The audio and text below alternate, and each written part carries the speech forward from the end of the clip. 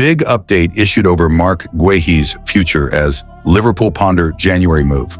Liverpool will need to act quickly to sign Marc Guehi in January after Giovanni Leoni's injury. Supporters saw the debut of Leoni in the League Cup, but his impressive start was cut short after suffering an ACL injury against Southampton, meaning the side are without a fourth-choice centre-back for a couple of months. It was disappointing news and a shame to see the 18-year-old taken off after such a great game, which showed his qualities as a future centre-half for the club. This injury has now left Liverpool and Arne Slot with a conundrum, given that they do not have an outright choice for a fourth centre-back. They were supposed to have signed Guehi from Crystal Palace on transfer deadline day, but the deal fell through at the last moment, meaning he had to remain at the London side for this season. Crystal Palace accept. Marc Guehi will leave the club.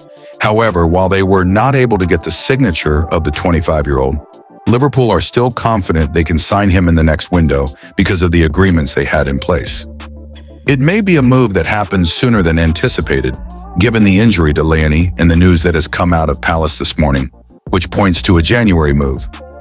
During a Sky Sport News broadcast, Tom White revealed the news that Guehi is highly unlikely to remain at the captains.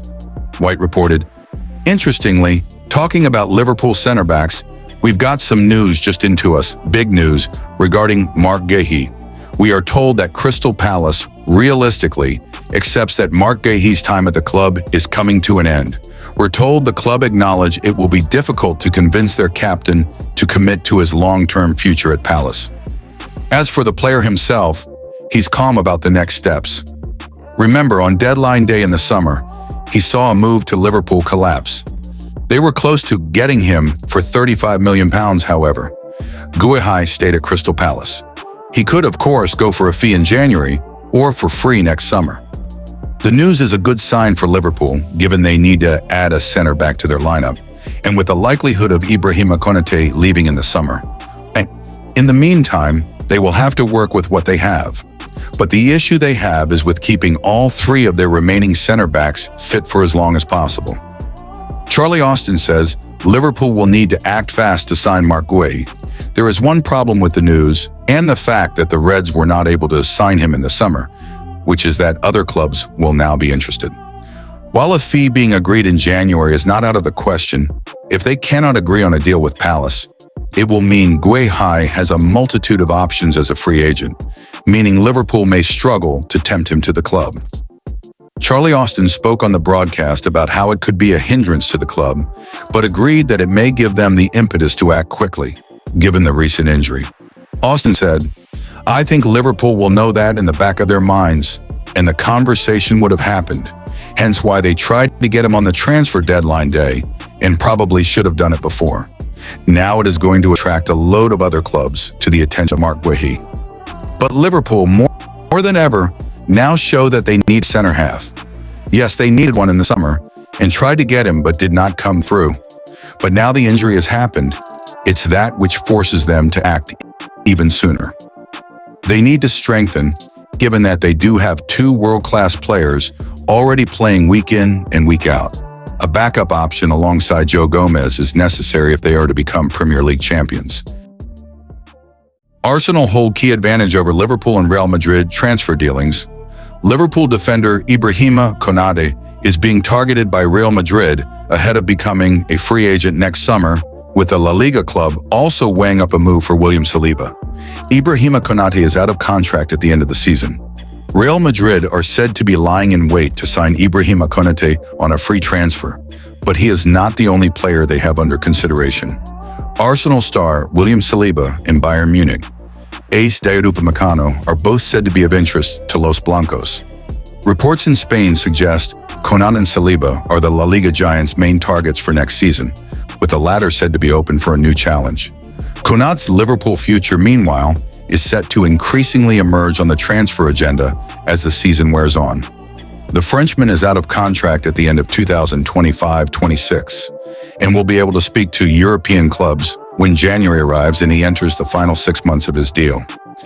Whereas Liverpool have limited power to dissuade Konate from making the move, beyond offering a satisfactory new contract, Arsenal have considerably more agency in retaining Saliba's services. The Gunners' star has 2 years remaining on his deal, leaving Real Madrid with a difficult task to bring down a significant asking price to below 80 million euros, 70 million pounds.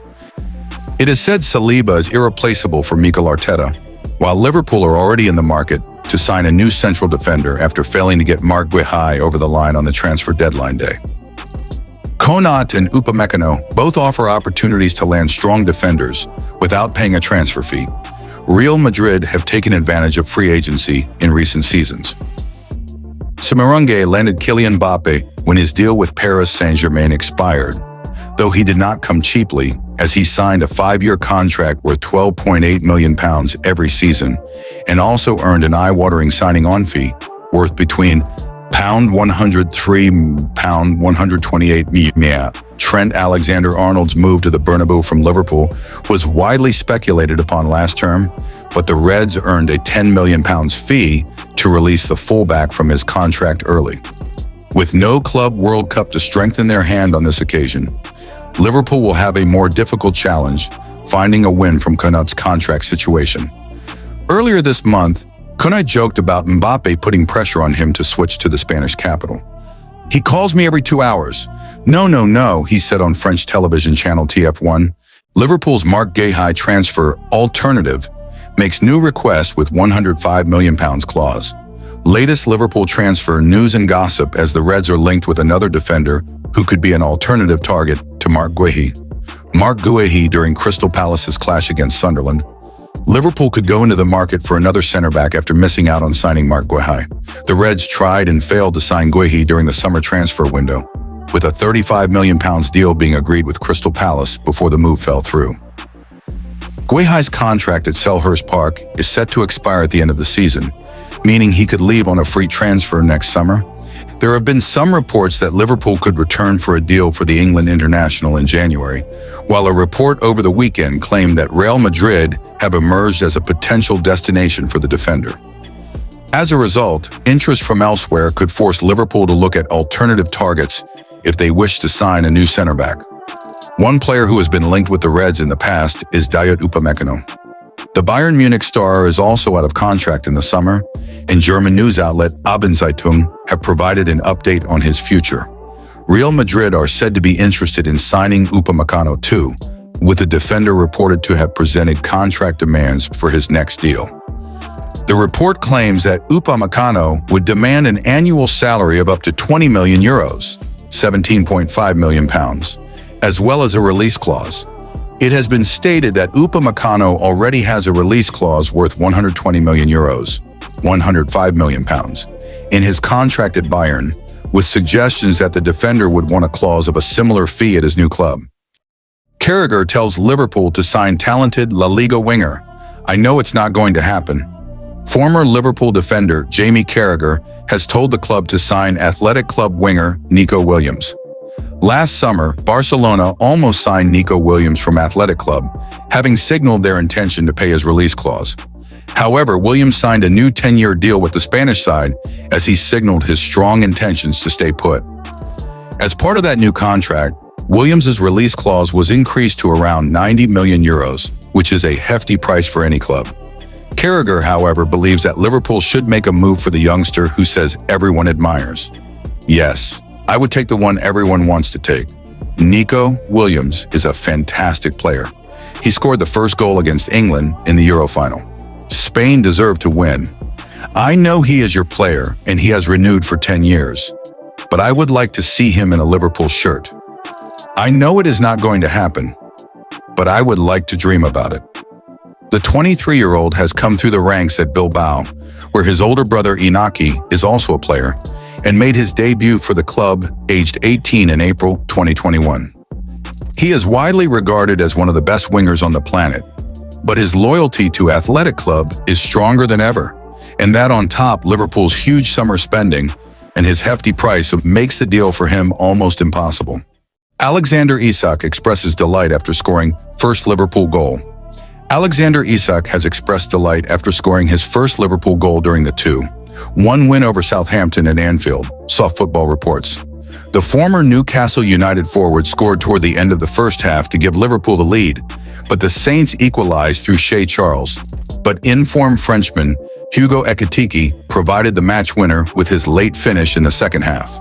He got excited and took off shirt while celebrating. That earned him a second yellow card, which was followed by a red card. Speaking during an interview after the match via Liverpool's official media, the number 9 revealed his excitement on opening his scoring account. He said, "Amazing! It was good to get back out there and score my first goal here at Anfield. The win as well. So it's a good night. I should have scored that one, the chance early on as well.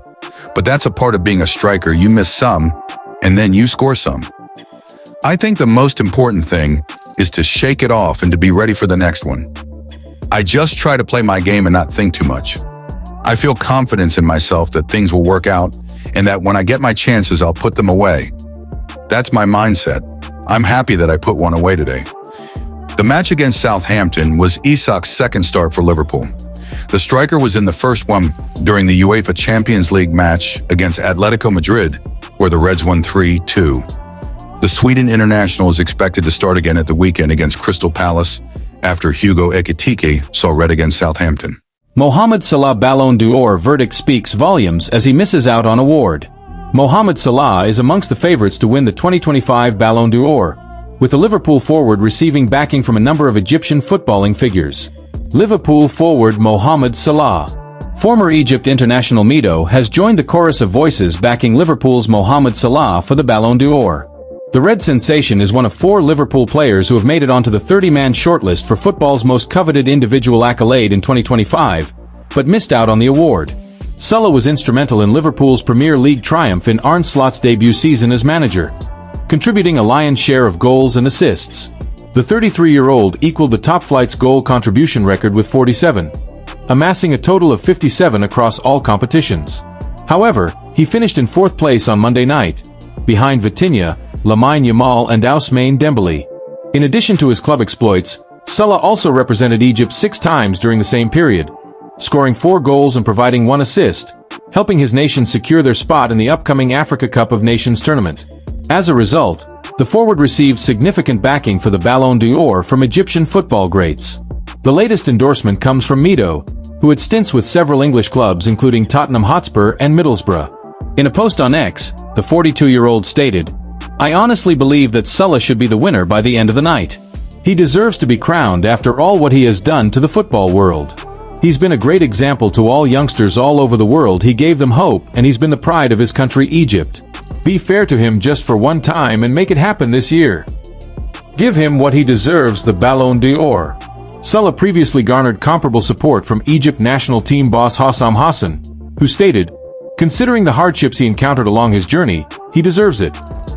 Based on the size of the challenges you overcome, he deserves it." Mohamed Salah finished 4th in the Ballon d'Or rankings. Measuring years of brilliance, excellence and creativity in the strongest league in the world, he deserves it. It is difficult to get to the top, but all the difficulty lies in continuing on the top, and he has reached the top and continued on it for many years thanks to God first, then his talent, hard work and determination until he became a role model for all success seekers. Is it time for football to be fair and fair with them to choose the winner? Our prayers and the prayers of all Egyptians and all Salah's fans around the world, that Salah should be the winner of the Ballon d'Or to be the best crowning of the career of a great player that may not be repeated again in our history of Egyptian, Arab and African football, but also international.